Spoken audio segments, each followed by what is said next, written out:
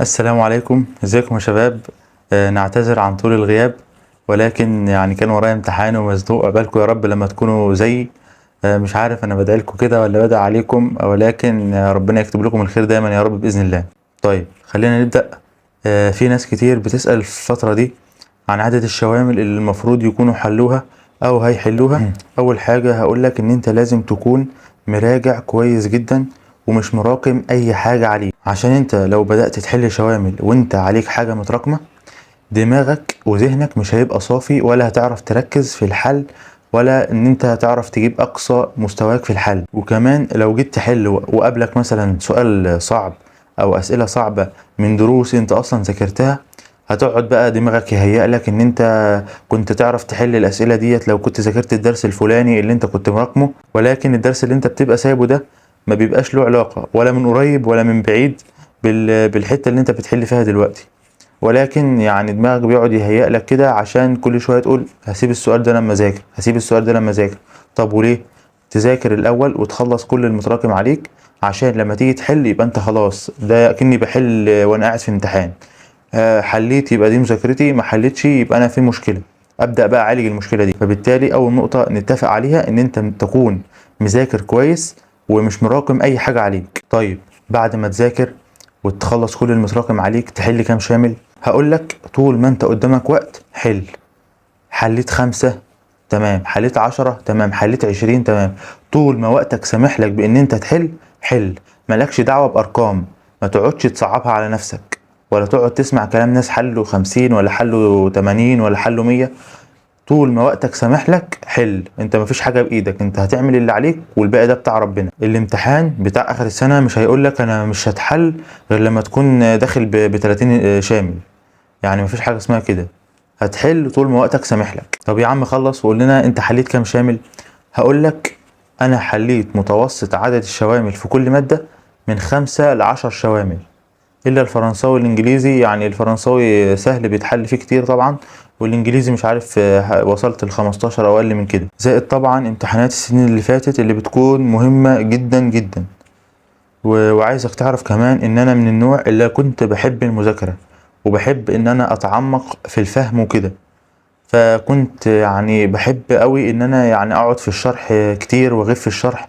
فلو انت كده ويعني بتذاكر بالطريقة دي فانت ما تقلقش، انا كنت زيك. وبرضو عايزك تاخد بالك من نقطة معينة، مش شرط عشان انا حليت العدد ده يبقى العدد ده هو العدد المثالي او العدد اللي المفروض تدخل بيه الامتحان. انا حليت حسب الوقت اللي كان قدامي.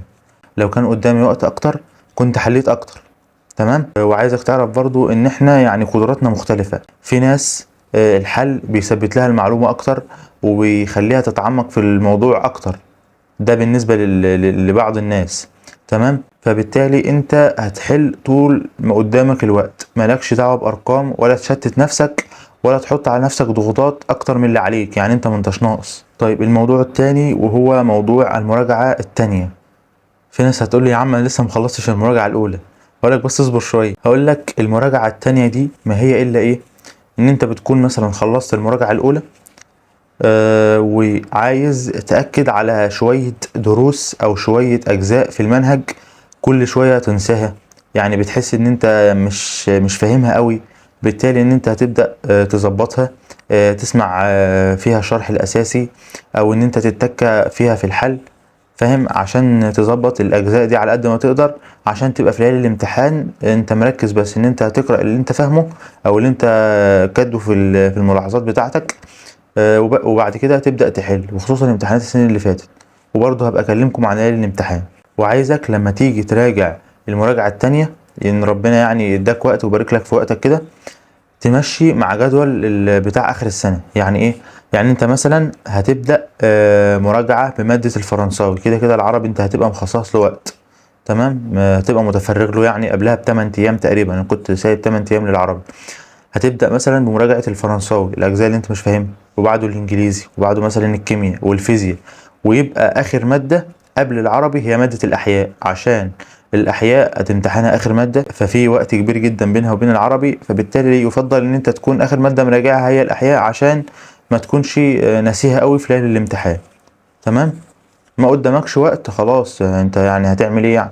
ما ده وقتك ودي قدراتك، ما انت لا يكلف الله نفسا الا وسعها. اخر حاجة بقى وهي ان انت ازاي تعرف انك تمام في اي مادة وان انت ماشي مظبوط. هقولك ان انت يعني انت طبيعي جدا تغلط، وهتغلط لحد ليلة الامتحان، ولكن طبعا ما تغلطش في الاسئلة السهلة.